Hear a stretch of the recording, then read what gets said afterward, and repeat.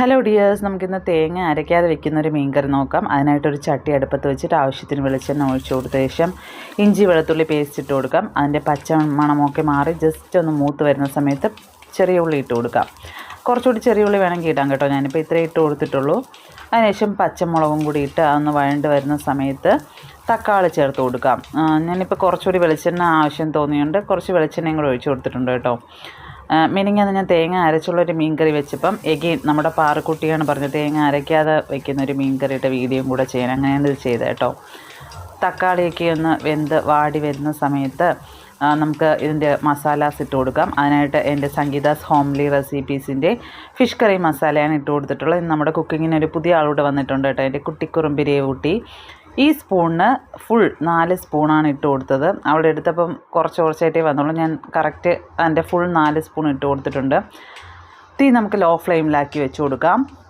ഇതിൻ്റെ ഒരു പച്ചമണം മാറുന്ന സമയത്ത് നമുക്ക് ഉപ്പും പുളിയും ചേർത്ത് കൊടുക്കാം. പുളി ഞാൻ വാളം പുളിയെയാണ് എടുത്തിട്ടുള്ളത്. അതൊന്ന് പിഴിഞ്ഞ് ആവശ്യത്തിന് പുളിയും ഒഴിച്ച് ഹൈ ഫ്ലെയിമിലിട്ട് ഇതൊന്ന് തിളച്ച് വരുന്ന സമയത്ത് നമുക്ക് മീൻ ഇട്ട് കൊടുക്കാം. ഇടയ്ക്ക് കുറച്ച് ഞാൻ വീഡിയോ ചെയ്തപ്പം കുക്കിങ്ങിൻ്റെ വീഡിയോ ചെയ്യാൻ അമ്മ ഇനി എന്നെയും കൂടി വിളിക്കണേന്ന് പറഞ്ഞാൽ അങ്ങനെ അവൾ ഇന്ന് നിന്ന സമയത്താണ് ഞാൻ ഈ വീഡിയോ ചെയ്തത്. ഇടയ്ക്കിടയ്ക്ക് ടേസ്റ്റ് നോക്കണം കേട്ടോ. അതൊരു പ്രത്യേകതയാണ്. ഇടയ്ക്കിടയ്ക്ക് ജസ്റ്റ് ഒന്ന് ടേസ്റ്റ് നോക്കാൻ കൊടുക്കണം കേട്ടോ. ടേസ്റ്റൊക്കെ നോക്കിയിട്ട് അഭിപ്രായം പറയും. എന്നിട്ട് തിളച്ച് വരുന്ന സമയത്ത് മീൻ കഷ്ണങ്ങളൊക്കെ ഇട്ട് നമുക്ക് മീഡിയം ഫ്ലെയിമിൽ വെച്ച് കൊടുക്കാം. ഈ മസാലയൊക്കെ മീനിലൊന്ന് പിടിച്ച് വരുന്നവരെ നമുക്ക് മൂടി വയ്ക്കാം. ഇത് മസാലയ്ക്ക് മീനിൽ പിടിച്ച് ഇതൊന്ന് കുറുകി വരുന്ന സമയത്ത് നമുക്ക് വേണമെങ്കിൽ ലോ ഫ്ലെയിമിലാക്കി കൊടുക്കാം. ഇപ്പോൾ കണ്ടോ, ഗ്രേവിക്ക് കറക്റ്റ് പരുവത്തിനായിട്ടുണ്ട്. മസാലയ്ക്ക് മീൻ കഷ്ണങ്ങളെല്ലാം നന്നായിട്ട് പിടിച്ച് വന്നിട്ടുണ്ട്. ഇപ്പോൾ നല്ല അവൾ നോക്കിയിട്ട് നല്ല സൂപ്പറാണെന്നൊക്കെ പറഞ്ഞു കേട്ടോ. ടേസ്റ്റ് അടിപൊളിയാണെന്ന് പറഞ്ഞു.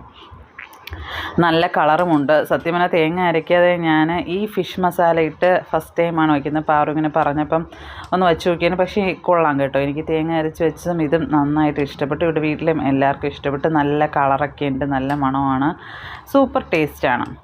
അപ്പം ഊണൊക്കെ കഴിഞ്ഞിട്ട് ഇന്ന് രേവുവിൻ്റെ സ്കൂളിലൊരു പ്രോഗ്രാം ഉണ്ടായിരുന്നു. നമുക്ക് അതിന് പോകണമായിരുന്നു. ഊണിന്ന് കറിയൊക്കെ ഉണ്ടായിരുന്നു കേട്ടോ. അവിയൽ, കീരത്തോരൻ, സാമ്പാർ, നാരങ്ങ അച്ചാർ ഞാൻ തന്നെ ചെയ്തതാണ്. അതൊക്കെ കഴിഞ്ഞ് പെട്ടെന്ന് ഊണ് കഴിച്ചതിന് ശേഷം നമ്മൾ രേവുട്ടിയുടെ സ്കൂളിൽ പോയി ഫംഗ്ഷനൊക്കെ അറ്റൻഡ് ചെയ്തിട്ട് വീട്ടിലെത്തിയപ്പോൾ രാത്രിയായി. Thank you.